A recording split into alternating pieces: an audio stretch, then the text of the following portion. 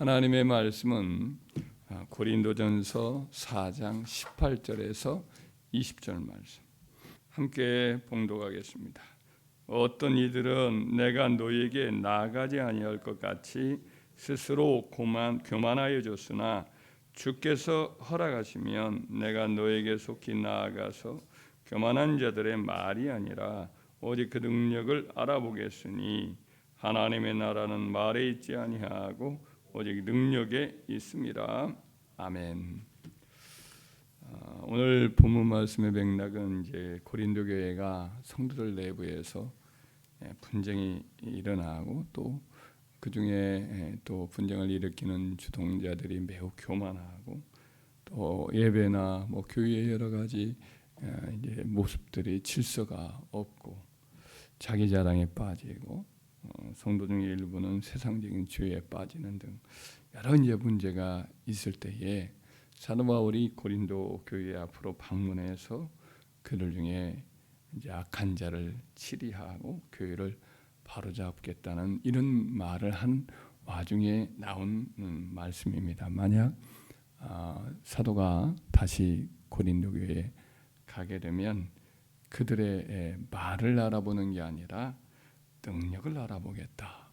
아마 그 당시에 여러 교회 문제를 일으키는 일에 앞장섰던 사람들이 언변이 좋았던 것 같습니다. 화려하게 아주 사람들의 마음을 사로잡는 말에 아주 능한 사람들이었지만 실상 그 사람들의 여러 모습들을 보면 여러 문제들이 참 많이 있었던 그런 까닭에 내가 너희에게 가서 사람들의 말을 이게 듣는 거, 그 말을 내가 잘 이렇게 평가하기보다는 그들에게 능력이 있는지 이걸 살펴보겠다. 이런 말씀을 하고 있습니다. 여기서 능력이란 그 사람들의 여러 은사의 능력, 병을 고치고 귀신을 쫓아내고 이런 것들을 일컫는 말은 아닙니다. 그거보다는 더 깊이 들어가서 생각을 해본다면 그들이 과연 예수 그리스도를 제대로 믿고 있는 신앙의 능력이 있는가 이걸 보는 거죠.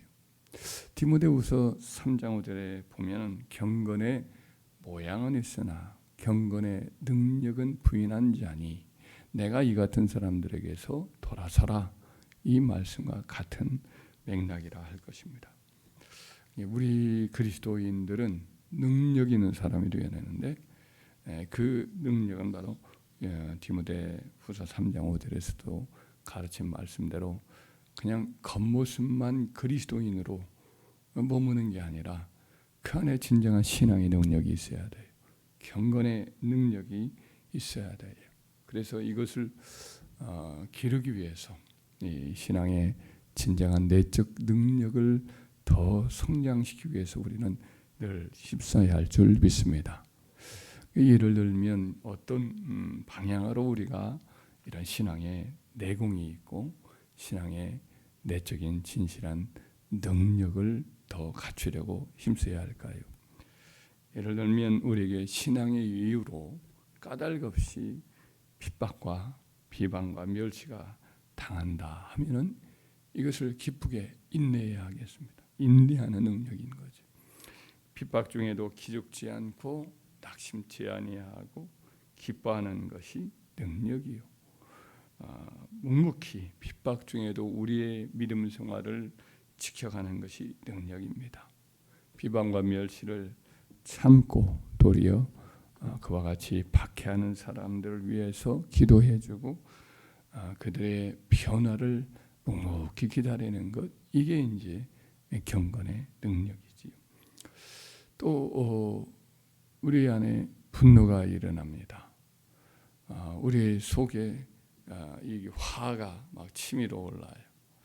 이런 것들을 잘 다스리는 것도 능력입니다. 잠언서 16장 32절 말씀에 노하기를 더디하는 자는 용사보다 낫고 자기의 마음을 다스리는 자는 성을 빼앗는 자보다 나으니라 라고 했습니다.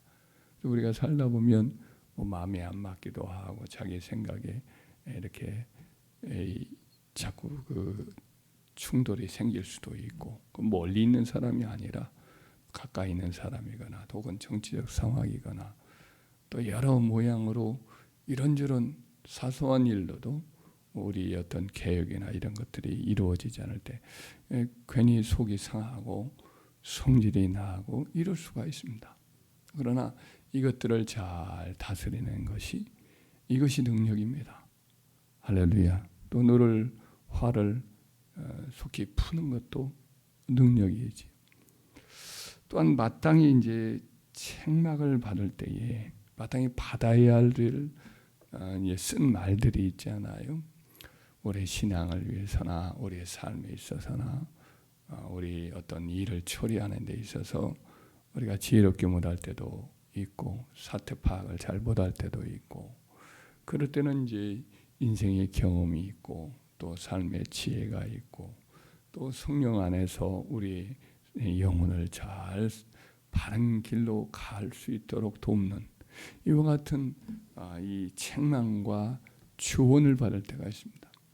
이때 그 쓰디 쓴 말이지만 이걸 잘 달게 받고 받아들이는 것 이것도 능력입니다. 남의 말 받아들이지 못하는 사람은 그런 면에서 능력이 부족한 거죠. 우리의 허물을 지적하고 우리 영혼의 복지와 우리 삶의 유익을 위해서 누군가가 우리를 위해서 가르쳐주고 조언하고 때로는 우리의 삶에 징계가 임한단 말이죠. 하나님 우리를 힘들게 하는 그런 일을 하고 책망을 한단 말이죠. 그럼 이걸 잘 받아들이고 귀하게 여기고 오히려 그것에 복종하는 것 이게 이제 능력인 거죠. 히브리서 12장 11절에 보면 무릇 징계가 당시에는 즐거워 보이지 않고 슬퍼 보이는 거죠. 힘든 거죠. 그러나 후에 그로 말미암아 연단받은 자들은 의와 평강의 열매를 맺었느니라 라고 말씀을 하고 있습니다. 그래서 책망을 받고 때로는 우리가 괴롭고 또 슬픔을 가져다주는 징계나 여러 가지 삶의 연단 과정에 우리가 들어갈 때가 있지요. 그럴 때 우리가 그 시련을 잘 인내하고 계속해서 기도하면서 믿음으로 살아가는 것 이것이 또 진정한 능력이라 할 줄 믿습니다. 또 죄와 세상의 유혹이 와요. 죄의 속임이 우리를 이렇게 마음과 삶을 이렇게 다가와서 흔들어 대요. 세상이 뭔가 우리를 유혹하여서 우리로 하여금 세상에 더 끌려가도록 하는 시험이 와요. 이걸 물리치는 것 이게 능력인 거지. 대단한 이적과 표적을 나타내는 능력보다 매력적인 세상의 유혹을 간파하고 이걸 싫어한단 말이죠. 그것이 바로 우리가 추구해야 될 능력 중에 하나입니다. 요한 1서 2장 15절 이하의 이 세상이나 이 세상에 속한 것들을 사랑하지 말라. 누구든지 세상을 사랑하면 아버지의 사랑이 그 안에 있지 아니하니 이는 세상에 있는 모든 것이 육신의 정욕과 안목의 정욕과 이생의 자랑이니 다 아버지께로부터 온 것이 아니요 세상으로부터 온 것이라. 이 세상도 그 정욕도 다 지나가되 오직 하나님의 뜻을 행하는 자는 영원히 거하느니라 이런 말씀을 하고 있습니다. 그래서 세상이 던지는 여러 가지 모욕의 여러 시험, 인기나 화려함이나 또 여러 안락함, 부유함, 여러 이런저런 볼거리들, 들을 거리들, 또 신변잡기 등의 여러 가지 말장난 등 뭐 이런 것들이 우리의 마음 속에 여러 시간을 허비하게 만들기도 하고 우리 마음을 단정하고 고요하게 만들기에 방해거리가 되기도 합니다. 이런 것들을 잘 물리치고 마음을 고결하고 정결하고 또 하나님에 대한 사랑 이것들이 늘 마음을 이렇게 다스리도록 하는 것, 잘 세상 유혹과 시험을 이기는 것 이것도 우리가 반드시 추구해야 될 신앙의 능력인 줄 믿습니다. 또 경제적인 시련이 우리에게 다가올 때도 있죠. 그때 염려 근심에 지배당하지 않고 하나님을 신뢰하고 하나님께 우리의 문제들을 아뢰면서 마음의 평안을 잘 지켜가는 것, 이 하나님을 신뢰하고 소망을 가지고 늘 여유를 오히려 가지고 가는 것, 이게 능력이죠.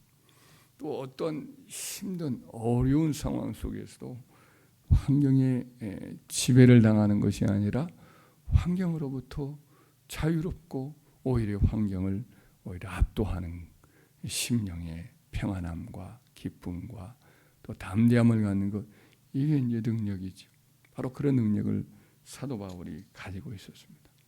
사도 바울이 로마 감옥에 갇혀 있을 때 수많은 제약이 있었죠. 목표하는 바를 이루기가 참 어려웠을 거예요. 로마에 가서 복음을 전하려고 하는데 꼼짝 못하는 상황이 사실됐단 말이죠. 하나님 왜 이런 환경을 내게 주었습니까? 라고 말하지 않습니다. 그런 그곳에서도 여전히 꾸준히 기도하고 또 자유로워요. 그런 심령이 그렇다는 거죠. 또 가난하고 또 뭐 제대로 먹을 수도 없고 뜻을 펼치기가 참 어렵습니다. 그런데도 불구하고 감옥에 있으면서도 심령의 자유를 얻고 하나님이 일하실 것을 믿고 더 날마다 기도하면서 그 주변에 그를 늘 결박하고 같이 이렇게 수갑이라 같은 거 이런 걸 차고 있을 수도 있어요. 그런데도 불구하고 그런 자기를 지키고 구속하고 있는 그런 귀족 자제로 이루어져 있는 시위대, 이런 젊은이들에게 오히려 잘 전도할 수 있는 기회가 생겼다 생각하며 늘 복음을 전하고 또 편지를 써서 자기가 세웠던 교회들에게 기뻐하라 하면서 그들에게 오히려 조용히 편지를 쓴 그런 기회를 삼았지요. 그래서 옥중서신이 에베소서 또 빌립보서 또 이와 같이 또 골로새서 빌레몬서 이런 여러 글들이 오히려 감옥에서 이렇게 만들어지는 계기가 되지 않습니까? 그래서 이와 같이 자유로운 사람, 어떤 환경 속에서도 하나님의 사람으로서의 고결한 양심과 신앙심을 지켜가며 환경을 오히려 변화시킬 수 있는 성령의 능력이 자유롭게 흘러나가는 사람, 이것이 이제 바로 능력의 사람인 거죠. 그래서 저와 여러분들이 그런 점에서 이 성령의 사람으로서의 여러 능력들을 가지는 것이, 이게 이제 우리가 추구해야 될 진정한 신앙의 방향이다라는 거죠. 세상은 돈을 많이 가진 것이 능력이다. 세상 권세를 지위를 얻는 것이 능력이다. 또 세상 사람들이 이처럼 이렇게 찬사를 돌리는 여러 재능들의 대단한 재능들의 소유자, 이 능력이다 이렇게 생각을 합니다만은 진정한 하늘나라의 이제 능력, 하나님이 사랑하시고 또 귀하게 여기시고 천사들이 흠모하는 능력이란 이처럼 사랑을 베푸는 능력, 용서의 능력, 고난과 시험 중에도 인내하고 마음을 잘 다스리는 능력, 세상의 유혹과 육체의 소욕에 굴복하지 않는 능력, 가난 속에서도 오히려 자족하는 능력, 영혼들을 주께로 인도하는 일에 쓰임받는 능력, 이것이 이제 귀한 능력이 아니겠어요? 지금도 하나님은 우리 어떤 외적인 어떤 직분의 어떤 이름이나 우리 신앙의 연조나 세상 안에서 사람이 알아주는가, 그 사람의 어떤 이 세상의 명함이 어떤 이런 걸 보지 않습니다. 그 사람이 이런 내적인 능력, 인격의 능력, 신앙의 능력, 이것이 어느 정도인가, 이걸 지금도 달아보고 있는 줄 믿습니다. 그래서 우리의 삶의 모든 과정이 다 실은 이런 능력을 제고시키는, 더 드높이는, 향상시키는 기회이기도 하죠. 하루하루를 살아가면서 때로 마음이 흔들리기도 하고 외부의 시험과 유혹과 압박이 있기도 하고 경제적 또 시험이나 혹은 우리의 어떤 내면의 여러 일들의 시험이나 이 많은 것들이 다 따지고 보면 이런 능력을 발휘할 수 있는, 높일 수 있는 기회가 되겠지요. 그래서 우리 하루하루가 바로 이런 능력을 더 아름답게 갖고 나갈 수 있는 기회다라고 생각하고 기대를 갖고 하나님을 의지하고 날마다 우리 안에 경건의 능력, 하나님을 사랑하는 능력, 세상 가운데 세상을 변화시켜 나가는 성령의 자유케 하는 능력, 이것을 더 아름답게 갖고 나가는 저와 여러분들 되기를 주의 이름으로 축원합니다.